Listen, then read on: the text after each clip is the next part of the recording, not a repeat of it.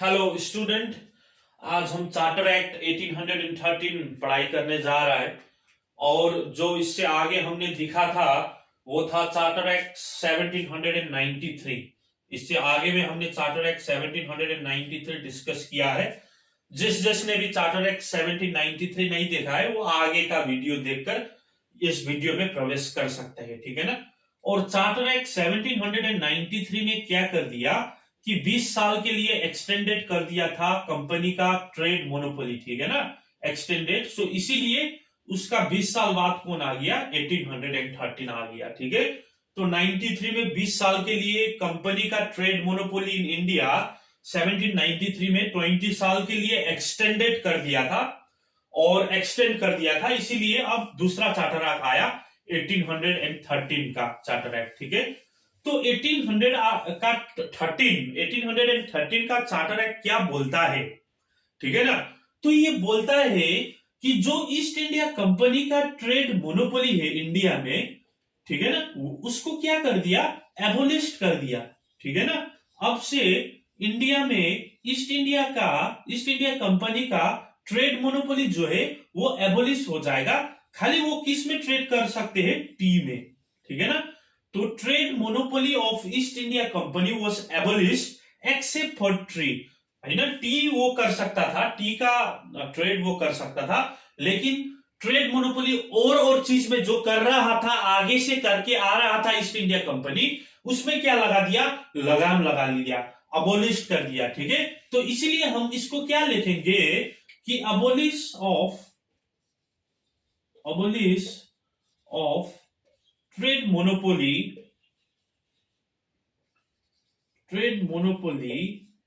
Of east India company except for T,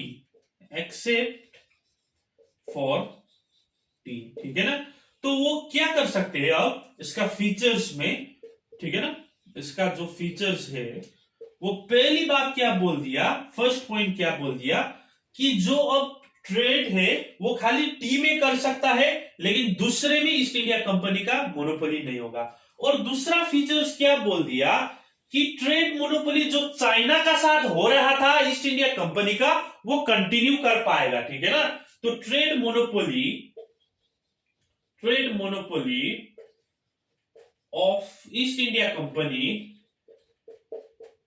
with China का साथ क्या कर सकते हैं, कंटिन्यू कर सकता है, विथ चाइना स्टिल कंटिन्यू, ठीक है ना, स्टिल कंटिन्यूड, ठीक है। तो ये बोल रखा था ब्रिटेन गवर्नमेंट ने इस एक्ट में, ठीक है ना। तो इंडिया में खाली टी में हो सकता है, दूसरे में नहीं।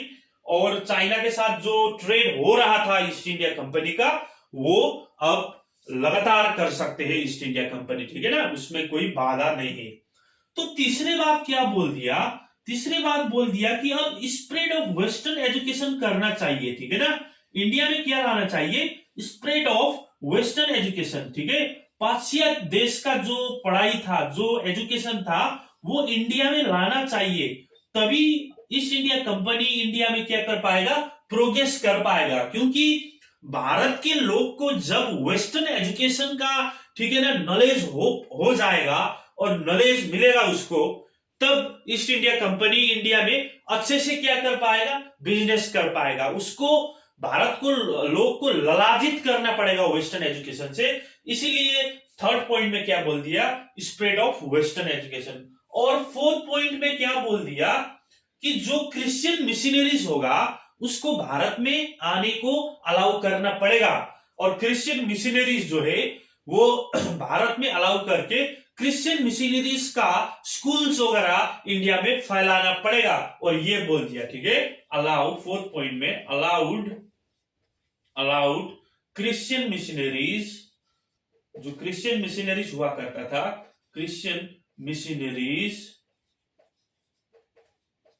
Allowed Christian missionaries in India, ठीक है ना। ये क्या बोल दिया, चौथा पॉइंट बोल दिया, ठीक है, इसका फीचर्स ने, ठीक है ना। तो मैं ये रब कर रहा हूं पांचवा पॉइंट लिखने के लिए। तो पांचवा पॉइंट चार्टर एक्ट ने क्या बोल दिया, कि वो बोल दिया अब से, ठीक है ना, इंडिया के, ठीक है ना, सोवरेनिटी किसके पास होगा, इंडिया के जो कंपनी टेरिटोरी है भारत में, उसका सोवरेनिटी मतलब उसका जो डिसीजन होगा वो किसके पास होगा, ब्रिटिश क्राउन के पास होगा, ठीक है ना।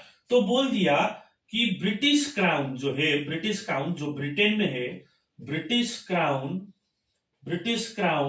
टू हैव कंप्लीट सोवरेनिटी, ठीक है ना। कंप्लीट सोवरेनिटी मतलब डिसीजन जो लेगा, सोवरेनिटी ओवर कंपनी टेरिटोरी, ठीक है ना, कंपनी टेरिटोरी इन इंडिया, ठीक है ना। सो क्या हो गया कि सुप्रीम पावर कौन हो गया, अब ब्रिटिश क्राउन, ठीक है ना। British crown complete sovereignty over company territory in India. अब ब्रिटिश क्राउन के साथ क्या कर दिया, पावर का ट्रांसफर कर दिया, ठीक है ना। Transfer of power to British crown भी लिख सकता है आप लोग, इसमें क्या लिख सकता है, ट्रांसफर ऑफ पावर जो है, पावर किसके पास है, British crown to have complete sovereignty over company territory in India. ये पांचवा पॉइंट था। और छठवां पॉइंट का क्या था, 6 पॉइंट क्या था, 6 पॉइंट बहुत ही इंपॉर्टेंट पॉइंट क्या था। 6 पॉइंट क्या कर दिया, जो लोकल गवर्नमेंट रहता था उस समय, ठीक है ना, लोकल गवर्नमेंट को क्या कर सकता था, लोकल गवर्नमेंट उधर लोकल रेसिडेंट्स को टैक्स इंपोज कर सकता था, ठीक है ना, टैक्स इंपोज कर सकता था। और यदि उधर का लोकल्स ने यदि टैक्स का पेमेंट नहीं किया तो उसको पनिश भी दे सकता था। तो छठवां पॉइंट में allowed local government allowed local government to impose tax and punish them, ठीक है ना, उसको पनिश भी कर सकते थे, punish them in case of non payment, in case of non payment। तो ये क्या खेल रहा था ब्रिटिश कि लोकल गवर्नमेंट के साथ उधर का लोकल बंदा को रिश्ता जो था उसको कमजोर बनाने के पक्ष में ब्रिटिश गवर्नमेंट काम कर रहा था। क्योंकि जब लोकल गवर्नमेंट इंपोज करेगा लोकल पीपल को टैक्स, तो क्या होगा, लोकल पीपल एग्रोस होगा, और यदि नॉन पेमेंट किया तो उसको पनिश भी कर सकते थे, वो भी ये एक्ट ने ला कर दिया। और ये छठा पॉइंट था, ठीक है ना। पहले पॉइंट एबोलिश ऑफ ट्रेड, ठीक है ना, in India, east India company के खाली टी में कर सकता था, चाइना में कंटिन्यू कर दिया। और 3 नंबर में क्या लिख दिया था, split of western education split. 4th point में allowed Christian missionaries in India.